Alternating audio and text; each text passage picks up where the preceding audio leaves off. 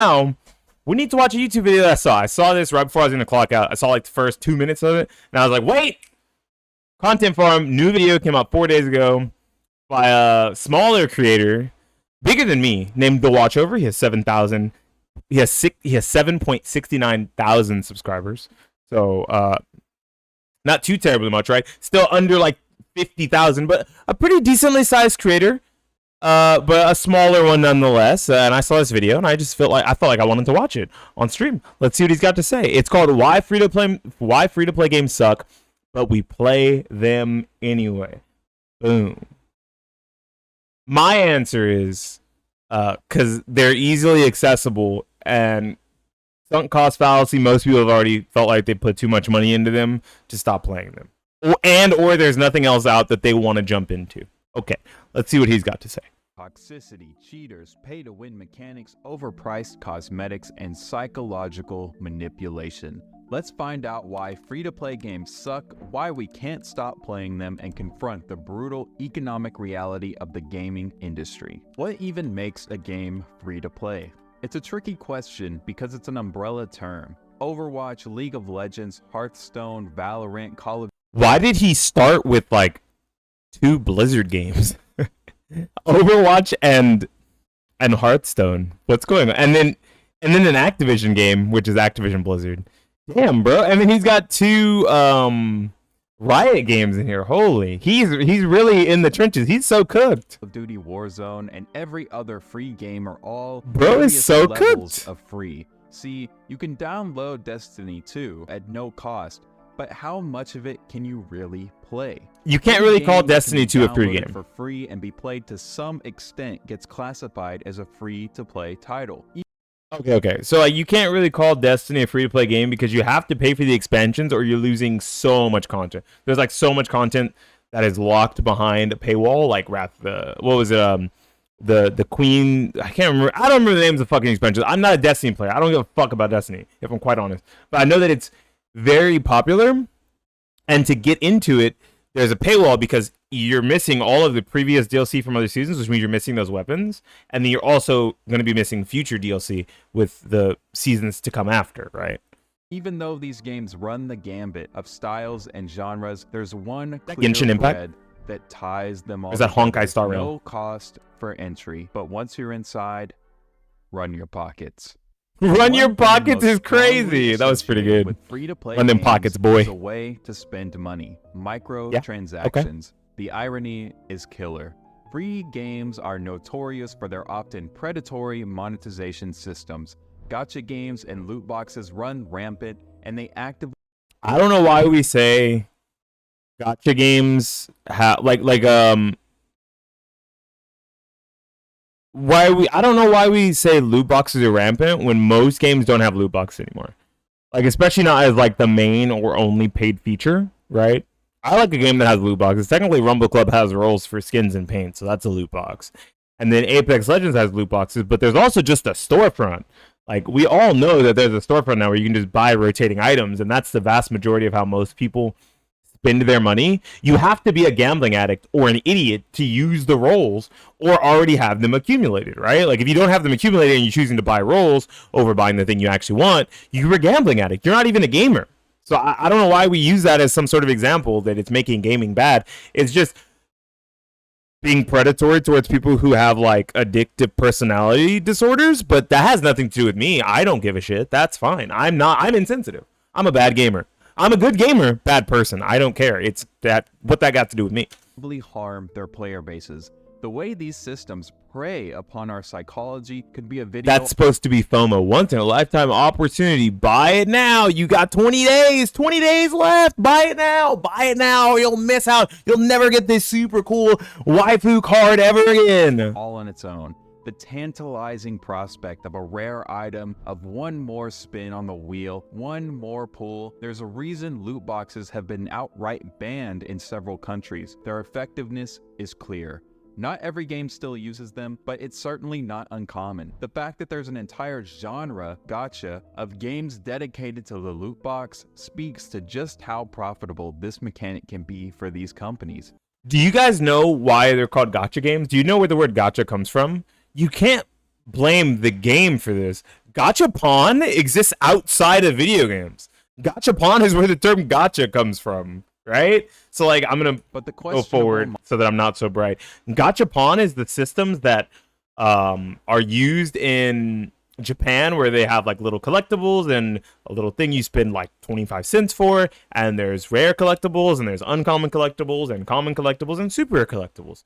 So to get all of the collectibles from that specific set, you may need carnivals too. Yeah, you may need to spend more than say there's 6 collectibles. You're not going to get out of there spending 6 quarters and get every collectible unless you are extremely lucky. You're going to end up with a bunch of commons, a bunch of uncommons, and a bunch of rares. And then the one super rare you want, you finally fucking got it. And yeah, you have doubles and triples and quadruples of everything else. That's what Gachapon is. Gachapon is gambling. It's been that way forever. And it is a cool little carnival amusement, or it's a nice little touristy thing to do. And it's also something for collectors to do. Don't say that that's making gaming bad, because it exists outside of the ecosystem. It exists everywhere. Monetization practices don't end there. Not only do these free-to-play games get us to pay with what is effectively gambling, they do so through predatory storefronts as well. They make it as easy as possible to spend money and plaster ads and pop-ups everywhere. Overwatch makes sure to let you know every time there's a new item in the store. This looks like Paladin's system to me, but I think everyone's been saying it already that 5v5 Overwatch is slowly becoming Paladin, so I won't get into that. And other games are no different. If a new season is out, you'll be met with a pop-up for the Battle Pass. If there's a sale, you'll know about it. If there's a way to get you into the store, these companies will find it. Once you're in the store, great lengths are taken to separate you from a purchase and the money spent. That's why every game has its own currencies. It's funny money. Who cares how many frumpets that skin costs? It's not dollars, so it feels less real. On top of this separation, these currencies are priced in an underhanded way. Yeah, that I'll admit, right? Them pricing currencies in a way where you buy more than you need, or you buy too little and have to buy one more set to be able to finish what you're trying to buy, is underhanded, right? If you could just buy things in your normal currency, one, you would really find out how much stuff costs. And you'd be like, whoa, I can't believe I just spent $13 on an Elizabeth Swanson skin. Damn, she's fine, but I spent $13 on that, right? Like, you would feel it more. What up, Creeper? How you doing, brother? What up, Mars? How you doing? Hi, Nene. So, with that being said, that is an issue that exists within free-to-play games, but also exists in pay-to-play games now, which is really shitty. So saying that this is an issue with just free-to-play games is kind of bonkers, because this exists in Call of Duty, and Call of Duty is $70 every fucking year. This exists in Street Fighter. Street Fighter is $70 fucking dollars. This exists in Tekken 8. Tekken 8 is $70, right? This isn't just a free-to-play problem, or maybe it was a free-to-play problem and now it's bleeding into single-player, into paid games, so maybe it's even worse than we thought. But it's showing you the storefront on that first topic that he had mentioned. It's showing you the storefront immediately when you log in, or immediately upon a new season, or hey, here's a new battle pass.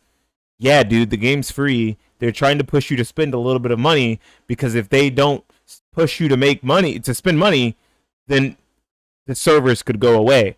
They want to keep the game going and keep the game free. So that means if they're asking you to pay $10 for a battle pass every 3 months, I don't know, fucking hold that shit and spend the $10. Broke ass bitch. A skin will cost $12, but you can only buy $15 of currency. That, right? Look, it's $15 for the skin for Elizabeth Swanson. Or I think it was 16, right?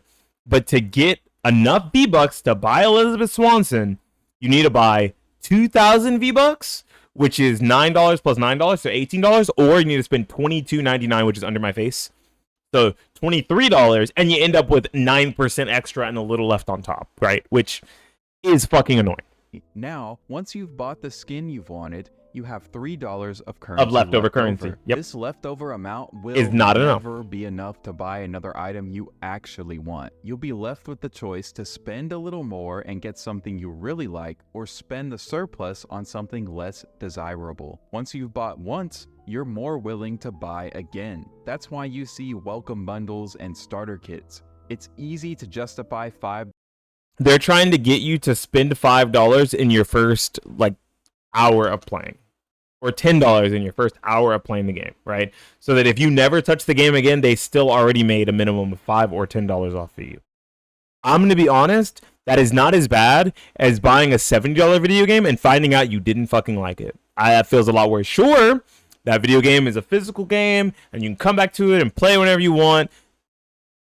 The free-to-play game is the same way, and you don't have to put a dime more into it, right? If there's new patches and the game gets better, cool. Now, Battlefield 2042 is a perfect example for a lot of people. For a long time, that game was really bad. That game was $70. I've heard it's gotten a lot better, and it feels like a full-featured game now, and it's a lot less hated by its community, right? The Battlefield people who like Battlefield.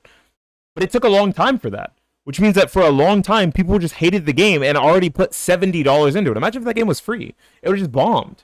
Right? People would have not been putting money into it. People would have not played it, and the game would have just failed. It's good for publishers to have these $70 purchases that are one-off that force you to buy them, and then if the game sucks, they can try to fix it over time. But if the game is free, the market is cutthroat. That game might just disappear if it's not making enough money, and there might not be enough time to fix it. Dollars on something you didn't have to pay for to begin with. But what you don't realize is that those $5 are a stair step to a $20 purchase. As if you let them, you literally and figuratively get more invested until the idea of putting the game down seems like too much of a loss. It's a sunk cost fallacy machine. I have an example of this. Speaking of Creeper in chat, I have an example. So I have a friend who plays Paladins. I also play Paladins, only with said group of friends, right? I don't really go out of my way to play it on a normal basis. I haven't put much money into the game. I maybe put like, I don't know, $10 into the game or something. I have a friend who has bought in so much stuff on the PS4 version, which for some reason doesn't have account crossover, like a cross progression the way it's supposed to, and he can't move over to PC without losing all of his stuff.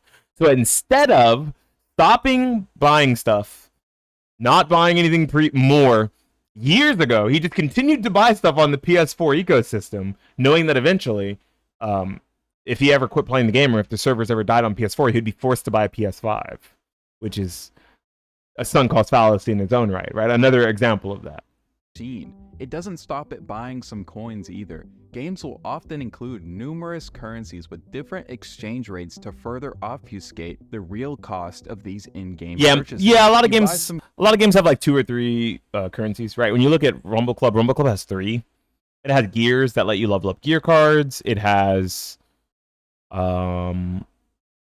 gold, which you can earn through the battle pass and through buying certain bundles and stuff that you just use for rolls of accessories, paints, and skins.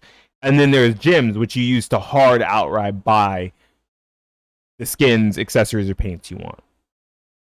So three currencies, and that's not uncommon. So you can get even something like Fall Guys has 2 currencies to earn some shards that unlock an item you want. So when you're looking at that cool cape or whatever it is, and it says you just need 4 more shards to get it, the very real monetary cost is nebulous. It's been veiled in layers of currencies and exchange rates. Okay, so you broke and bought the welcome pack. Now you have a few frumpets to spend. What's the big deal? Well, these in-game currencies can be used to buy a ton of different things. Often we think of cosmetics, but some games go beyond that. Some games are free to play, but pay to win. Yeah, this is more often fair. A problem with mobile games, yeah. But that's not always the case. There are plenty of games where I distinctly remember someone, like people, I was reading reviews of Rumble Club, and people were calling it pay to win, because if you buy the whole battle pass, you get a bunch of gadget cards up front, and the gadgets get stronger. Like, you get like a second more per level of the gadget cards, so your gadgets are stronger than someone who did not put any money into the battle pass. So it is, in a sense, pay to win.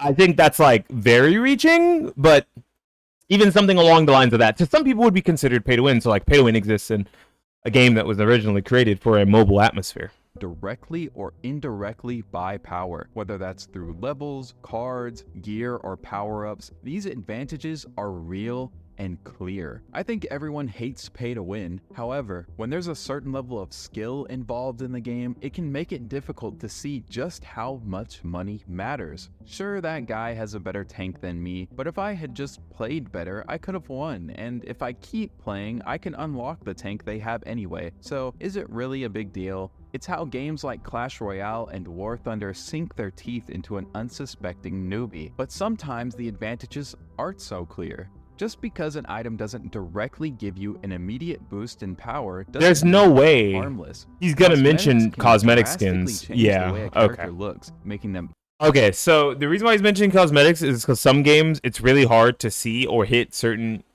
aftermarket skins, or not aftermarket, but non-base skins, right? Like Street Fighter had to ban some skins during Street Fighter 5 because they either caused the game to lag or they made certain attacks look different animation-wise, or made the hitboxes and hurtboxes look different visually, right? Like you could not tell where the limb should be or where the lingering hitbox should be, and you're at an advantage by using said skin or at a disadvantage fighting against it than you normally would be. A perfect example is like the Nair Gigante skin for Blanca in Street Fighter 5, right? That's a good example of a skin that's like banned because of how like awkward it is to deal with, you know, all of the extra lavish things that are coming off his body that aren't normally there, kind of obfuscating his character. When you look at a game like Fortnite, like there's certain skins where they're really hard to see in wooded areas, like the toy soldiers.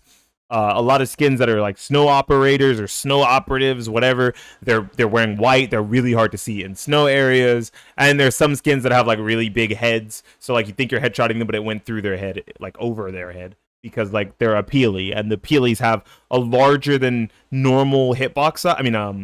Visual size, but their hitbox size is exactly the same. easier or harder to spot. It can change the way their abilities look, creating instances where the visual effects are misleading and you get hit when it really looks like you shouldn't have. Gun skins will increase or decrease the amount they obstruct your field of view. A narrower skin will give you a slight advantage. How much of— I think if you're being that meta with like gun skins, then you earned it, bro. That's emergent gameplay. You found out that a certain skin is better at making things obfuscated for your opponent, or vice versa. You are using a skin for yourself that is making your view easier to see, right? We already have field of view sliders. We already have like keyboard and mouse aim sensitivity. That for like competitive, if that's a problem, I don't know. I feel like people are just reaching. Of a leg up can a cosmetic give you before it starts to approach pay to win territory? It's certainly a gray area, but when professional players are playing for sometimes millions of dollars, it can matter a lot. Hell, when it's only a blue collar guy who wants to enjoy his time off, it can matter a lot.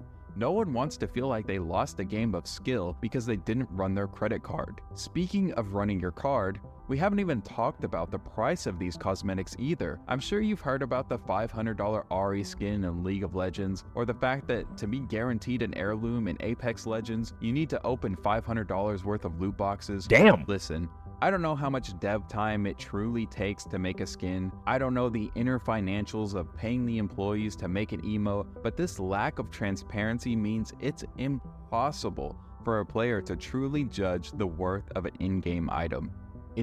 This is how you judge the worth of an in-game item, chat. Are you guys ready? Hey, does that look cool enough that I think I want to spend that amount of money on it? If the answer is no, don't buy it. If the answer is yes, then buy it. It's that simple. It's not how much dev time did this take? How much did they pay the artists? How much is it going to make my computer lag? It's just like, does this look cool or not? Do you think this looks cool enough to spend the amount of money they're asking? I don't think it needs to get that meta. I spent like tons of time waiting around for a certain skin in Fortnite, waiting for Relay, the main skin that I use, right? Because he's a black dude with a beard and wearing a beanie, right? So he looks basically me, right? Let's be real. That's why I like Relay. So I waited forever for that skin. It's 800 V-Bucks. Bro, if I could have gotten it like 4 months earlier, I was waiting around in the item shop for like almost a year, right? Just waiting every day, trying to just refresh the item shop, waiting for it to come back because my item shop refreshes at 7 p.m. every day. I waited for almost a year. I think it was like 10 months or something. I would have paid double that in V-Bucks if I could have just had it that day. I don't care because I think the skin looks cool. It's not about all of the other factors that go into it. It's about what it's worth to you as a person. You singularly have to decide what something is worth and if it's worth your time and money. Arbitrary, and the company can decide to sell something for whatever we, the consumer, are willing to pay for it. Thank you. That's how it should be. I understand that while a game may be free to play, it's not free to update it, free to maintain it, free to run the servers for it, and it's certainly not free for the devs to make new content. However, These monetization practices are a product of the modern era. The culture is rapidly shifting to everything being a live service model. Beanie When a Niggish? consumer Whoa. has near infinite choices They had a as to YouTube. what games to play or What up, things Kami? they can do at any given moment, you have to constantly be jingling the keys in front of them to keep them playing and keep them buying. Maybe Saturday. It's not obvious at first, but Call of Duty, League of Legends, Overwatch, and even I are all competing against TikTok brain rot for your time. By Yeah, choosing to watch that's this true. video, you're choosing to give me your attention, and thank you so much for that. I truly do appreciate it. Subscribe for 500 frumpets. But part of the reason these Frumpets, games I'll get so take 'em. much hate, the reason the live service model gets so much hate, is because of this. We can see through the loot boxes, predatory currencies, and overpriced skins. We know these things blow, but we still play these games. Why? Yeah, I that's have a an good answer, question. But before we get to it, we need to address the rest of the reasons free-to-play games suck. Because it goes deeper than just money. Gaming is an expensive hobby, especially if you don't live in the first world. To even play a game, you need a phone, computer, or console, all of which run you at least a few $100s. Correct. So it makes sense that the accessibility of a free-to-play title is alluring, and when anyone can play your game, anyone with an interest will. But not every actor is a good one. With no financial barrier, trolls and cheaters can jump in easily, ruining the experience for You're going to get trolls and cheaters even in games that are paid. That is such a bad faith argument. If someone wants to troll and cheat, they're going to do it even in a paid game. And then they're going to get banned for it, just like they would in a free game. Next. everyone. Of course, toxicity will happen in any game, but when you pay to play, there's an investment in the product, an investment in the community. People plug all the time in fucking fighting games they paid $70 for. What? What? People fucking rage quit in Mortal Kombat. The game is like $90. You're actually out of your mind. You're on crack if you think that people that pay for games are less likely to troll. People are less incentivized to shit where they eat because the ban hammer will Wrong. smack you back to Roblox. At least that's the idea. It doesn't work that because way. The barrier to play is often just an email. Even if a cheater is banned, they can just make a new account. Anti-cheat and report systems struggle to keep up. It's a constant game of whack-a-mole. When companies do more drastic things to curb cheating, like how the Riot client has kernel-level access, effectively allowing it to see everything on your computer, they get backlash. There's a real trade-off between the experience you get and the level of privacy you're willing to give up. It's not that pay-to-play games don't have these problems, but that they're exacerbated by the free-to-play model. I don't want this video to only be negative though. An open door does mean anyone can come in. That is truly awesome. It is. Part of what makes gaming fun are the communities we the players get to be a part of. Allowing anyone to participate in that is We get something sniped special. for It's emoting. truly not as clear cut as letting everyone in is bad or good. It's a mixed bag. And when you need people to form a community, a few bad actors can easily ruin it if left unchecked. This requires constant maintenance. And to retain a player requires Did he say that there's a few bad actors in League of Legends making the game feel rotten? Isn't that like almost all League of Legends players who use their mic in ranked? Like if you use your mic in ranked, aren't you probably going to say a slur? Isn't it like, I don't know, like 95% likely? I got called the N-word in Valorant 6 times on my old computer. I'm not re-downloading Valorant because I don't want fucking Vanguard on my computer on my new one, but 6 times in like 2 games or 3 games. Bro, I don't think those are... There's no way I ran into that many bad actors in a row. It was 2 different people. Come on. constant Be fucking for updates. real. The game must And they always weren't feel e-dating fresh either. enough It was that the 2 player different people doesn't in 2 leave different for the games. next best thing. More content sounds great on paper, but constant updates... I've never been called the N-word while playing Mortal Kombat. Ever. Like, not even nigga. Like, never.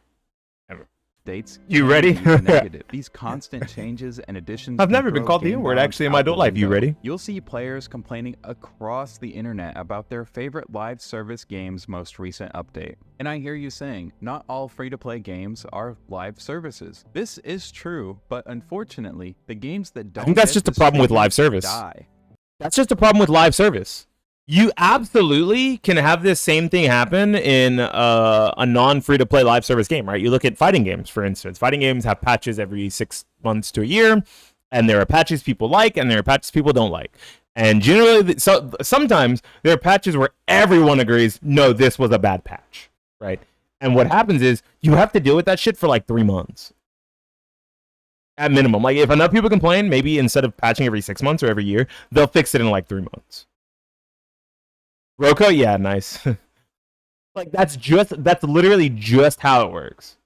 If the game is live service, there will be people, there will be a vocal minority on the internet complaining about it being the worst patch to ever exist. The worst patch for you might be the greatest patch for someone else. So Name a free-to-play game that isn't being updated, that is doing well, that's popular, that's growing. I'd say TF2, but the community. Name a multiplayer game that's not free, that's not free to play, that's not updated and doing well. Okay. Okay. We've established that part of the problem is us as humans want new shiny things every 6 months to a year in a game we bought or that we're playing, spending our time in instead of spending our money in. Right? If there hadn't been a patch for Tekken yet, everyone would be crying, where's the patch? Where's the patch? That's what happened to DNF Duel. DNF Duel didn't patch the game for like the first 6 months. Everyone cried about it. Everyone was so mad. The game was like $40. It wasn't even a full price game. Is it doing well? No. He is constantly complaining about how it's been abandoned and that it's overrun by bots. I'd hardly call that a success. Even Counter-Strike got a sequel. Remember, everything is competing for your attention. The developers of these games are under constant pressure to keep the content coming, to keep jingling the keys. I have to ask, is this really the best way to do things for everyone involved? Is it really the middle ground that keeps the most players playing, makes the most money, and allows the devs the best quality of life? I don't know if it allows them the best quality. I'm going to be real. I don't know if it allows the devs the best quality of life, but it definitely keeps the most people playing, and it is probably the most lucrative when it comes to actual monetization. But in that case, what happens is publishers are happy and consumers are happy, and devs have to shovel shit off their desk all the time. So, sorry devs, I think free to play is pretty good most of the time for consumers and for developers. It could be. If these games are plagued with all of these problems, if this is truly not the best way for gaming to move as an industry, why do we keep playing?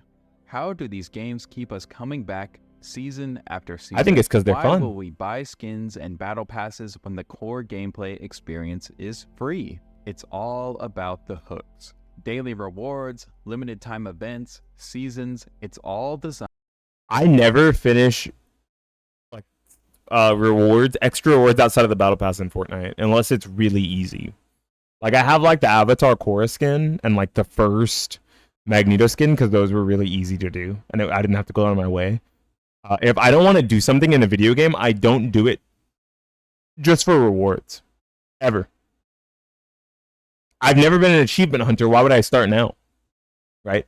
And if you're an achievement hunter, those are achievements for you in a game that's free and it gives you new content and more things to do. So, I mean, don't bite the hand that feeds. You're asking for content and they're giving it to you. Designed to keep us playing. These psychological triggers are incredibly effective at creating a habit. And that's the goal. Fortnite shouldn't just be a game that you play. It should be a part of your lifestyle. I'll say that again. His Fortnite looks really laggy. Sums up what's really happening here. To Epic Games, Fortnite shouldn't just be a game that you play. Yo, he's about to win, dude. It should be a part of your lifestyle. Every time you log into games, you are greeted with something shiny. The keys are jingled. As you play, you are literally rewarded for engaging with the game. Battle passes drip feed you goodies and progress. In a lot of these games, there is a real sense of progress that mimics the achievement you would feel if you did something meaningful in real life. Promotions, prestiges, level ups, advancements, these systems are ruthlessly designed to make sure you log on today. It's to make sure you keep playing. They want to keep their investors happy. I don't see how this is a problem, right? Like, if you don't want to play the game anymore, fucking stop playing it. Don't say, oh, no, the game made me do it. Okay, motherfucker, if the game made you jump off of a bridge, would you do that too? Come on. Take some Tomorrow and for as This is a very common sentiment, by the way. But they don't want you to do it alone. No, playing with your friends, being Is part that of a May? community, My fave. these are a My huge bad. part of the It was Kiriko. experience. Never The mind. social aspect is something money Never can't mind. buy. Games like Fortnite have become social hubs where players hang out, chat, and compete. I have at least 1,500 hours in Overwatch. I would bet Sweat! Go ahead. that Anyways. less than 10% of that time was put in solo. I exclusively play with my friends. That's insane. That's a These good thing. games are replacing in-person interaction for a huge amount. I'm not playing Power World because the devs said I shouldn't play it if I don't want to. Yeah, crazy. If the devs told me I should play the game even if I don't want to, if I don't want to play their game, I'm not gonna fucking play it. Grow some fucking balls. Take your life back. Jesus. Amount of people.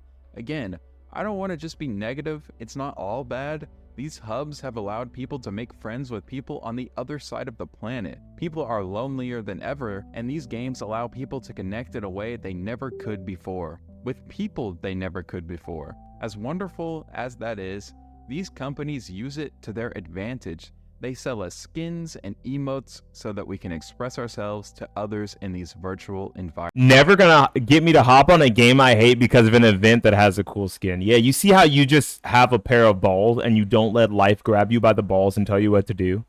You're just a grown-ass man and you act like it instead of crying.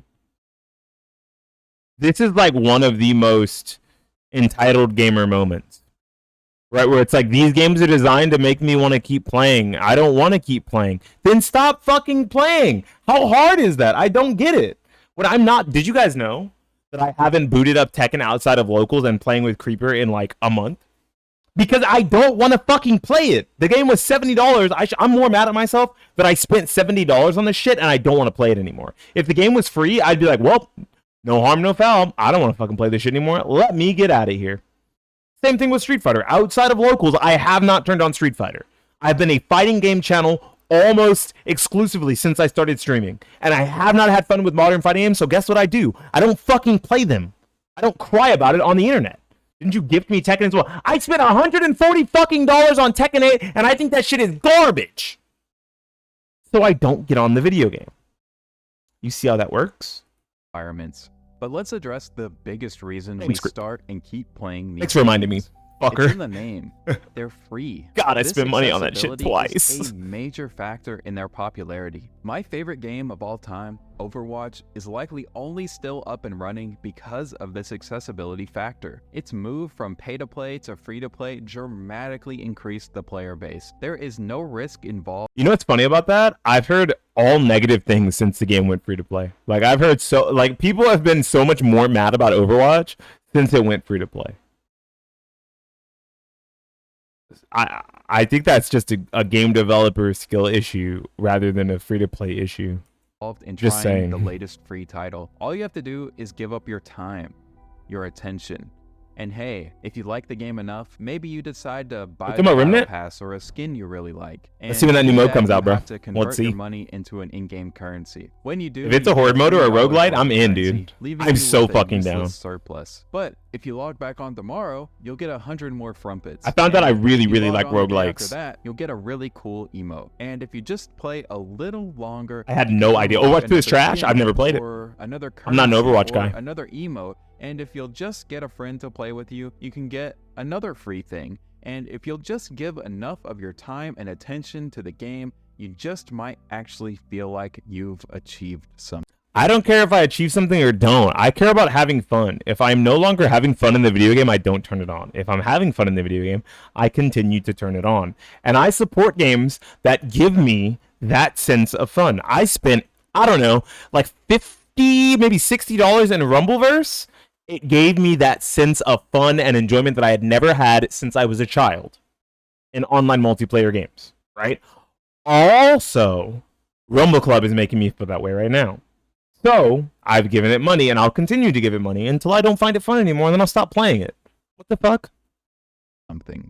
And when you lay it all out like that, it seems pretty insidious, doesn't Does it? it? But Does let's it? confront the brutal economic reality of the games industry. Maintaining servers, creating new content, it all costs money.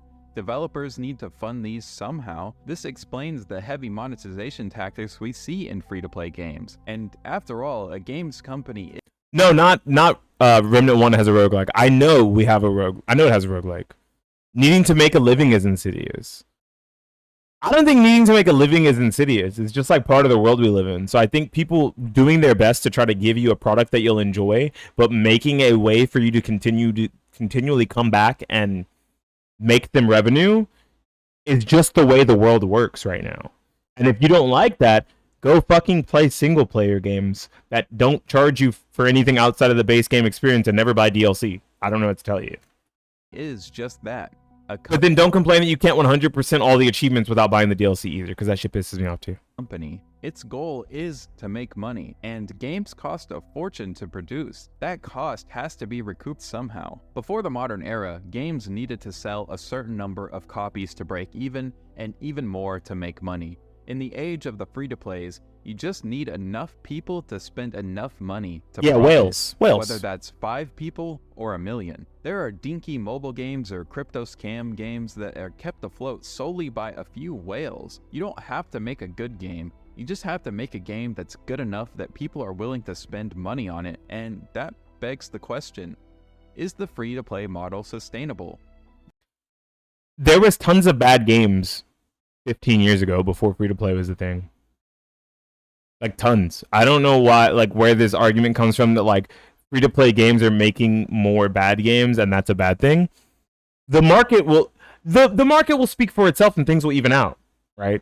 If people truly hate a game and they keep playing it, wow, I have no faith in humanity anymore, right? But if people wisen up and decide I don't like this game, I won't spend money on it, I won't keep playing it, and the free-to-play games that suck die, that's how it should be. If pay-to-play games that suck die, that's how it should be. I don't think free to play is really cool for that. That creates more accessible games for gamers and for developers. Developers can throw out a game, put some easy monetization like just skins and profile banners and KO screens in it or whatever, or wacky animations, and make money that way to support the project further, rather than have to have a giant lump sum of money up front to create their project and create something that they hope people will eventually enjoy. I don't see that as a problem. It just means that the shitty ones will die. It's the same way they would have if they were paid. I don't see the problem. Superman 64 was a shit game and it cost money back in the day. Bomberman Act Zero was a shitty game. And it cost money back in the day. Ride to Hell Retribution was a shitty game, and it fucking cost money back in the day. I don't see the point. For now, yes. But at what cost to player satisfaction? The balance if you're not satisfied with the game, stop playing it. Experience is a delicate one, and the limit is constantly being pushed. These games are constantly asking, how much can we get away with selling a skin for? How little can we give, and how much can we get?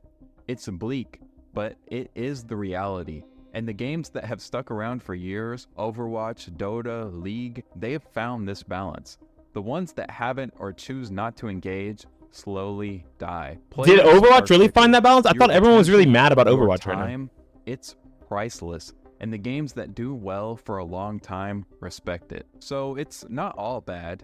Games that get it right continuously put out new and exciting content that keeps their player base happy. These games foster communities and allow people from all over the world to connect with one another in a unique way. Because there's no initial cost, these games are incredibly accessible, allowing anyone to find the next game. And those are the positives. Yeah. Those are the positives. Every game has predatory monetization, and even if it does, you often don't have to engage with these systems to enjoy the core gameplay. Yeah. Free-to-play games have their flaws, but they also have their hooks. We love to hate them, but we love to play them too. I made this video that heavily criticizes free-to-plays, but you'll see me on Overwatch every weekend. You'll see my friends and I trying each new free-to-play that looks mildly interesting. Yo, we played Ramen on Friday because it looked interesting. If you made it this far into the video, you play them too. Yeah. You give them money. I do. And truthfully, you're probably happy to do so. But more importantly, you give them your time. Life is long if you know how to use it. Your time is precious. Spend it wisely. Hey, what do you think about free-to-play games? Let me know in the comments, and don't forget to like, share, and subscribe. If you like Overwatch or just want a good laugh, check out this video here on the most cursed Overwatch products. Thanks for watching, and I'll see you in-game. So he does a good job of laying out the facts of free-to-play games. I'm gonna give this guy a subscribe and a like. He does a good job of laying out the facts of free-to-play games, and I guess giving off the full picture and scope of how a lot of older and more jaded people feel about free-to-play games. But I don't think inherently that I feel that way. I can understand the sentiment because I know a lot of people who feel that way, right? Like, a lot of people just hate free-to-play games and want them to never exist. Right? They're like, no, free-to-play games are bad. They're really bad for the industry. They fucking suck. I hope they all get shut down, right? There's that logical, there's that irrational conclusion, and then there's the logical conclusion of, can we just make them good enough for the, like, more than good enough for the consumer, actual good value for the consumer that they're worth keeping around? And I think there are a lot that are, right? Yeah, they want to get you to keep playing, and if they're doing a good job of that, that means the free-to-play game is good. It's good. It's good, you know? But if they're not doing a good job of that, then I could see how this is an issue. Generally, I like free-to-play games. I think they make it easier for people to get into creating their live service or early access projects. Yeah, you can say like, oh, early access shouldn't even be a thing. Why am I paying for a game now when it's not even finished? Shut the fuck up and don't do it. Motherfucker, if you have a problem with it, I'm not talking to you. I'm talking to everyone else that has a reasonable brain and a sense of humanity, right? There's been tons of things that you bought into, probably, that were not finished, and you didn't even realize it. Magic the Gathering has been making new sets for fucking 30 years. That game's not finished, and it didn't fucking start finished because they've added new keywords, new card types, and new game mechanics for the past 20 years. Same thing with Yu-Gi-Oh! So if you play any games like that, tabletop games, for instance, with new sets and pieces that come out. Well, you old fucks who think, oh yeah, when I bought things, they were complete. If you have a Yu-Gi-Oh deck and you've had to put new cards in it, your deck wasn't complete when it fucking came out, idiot. It's the same thing. It's because it's an expansion pack. Just like World of Warcraft. If you thought World of Warcraft was a finished game when you bought it, you're dumb because there was, I don't know, like a bajillion expansions for it, and now there's WoW Classic. I like free-to-play games. I like early access games. I like the fact that it makes gaming easier to get into, and that there's less of a barrier to entry because the cost of PCs, consoles, phones is already so high. And I don't want gaming to become a niche audience, a niche market, because people can't afford to buy their way in, right? We have tons of good and decent free-to-play games out there, and we have tons that are absolute garbage. We have tons of good paid games out there that are amazing experience, and we have tons of games that are Assassin's Creed, Valhalla, and Odyssey. My bad. That are bad. That's what I meant to say. My bad. Sorry, that was weird. That came out wrong. Yeah, if you guys enjoyed this, you guys should go like the video too. There goes the watch over. Why free-to-play games suck, but we play them anyway. I subscribed. I gave the video a like. I think you guys should do the exact same thing.